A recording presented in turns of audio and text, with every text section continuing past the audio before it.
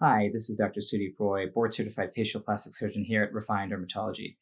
This video will provide a quick overview of eyelid surgery or blepharoplasty surgery.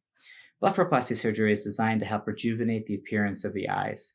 Patients coming into the practice who are seeking blepharoplasty generally come in with complaints related to heaviness in the upper eyelids, puffiness in the lower eyelids, an eye that appears very small or tired, dark circles around the eyes.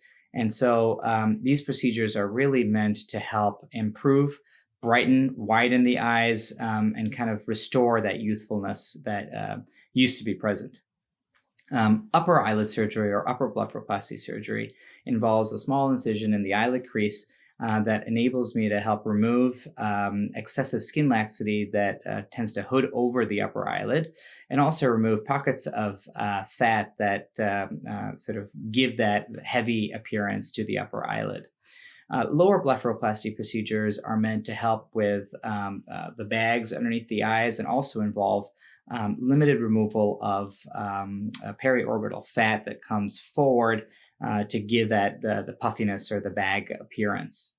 Upper eyelid procedure can be performed here in the office under local anesthesia alone, with or without oral sedation, which is a cocktail of medications to help with any anxiety or discomfort associated with the procedure.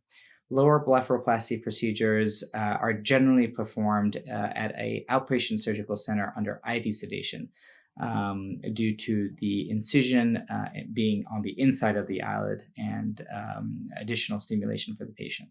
Social recovery from any eyelid procedure is generally 7 to 10 days, and that is because of some bruising and swelling around the eyelids. Sutures for the upper eyelid procedure are removed after 1 week.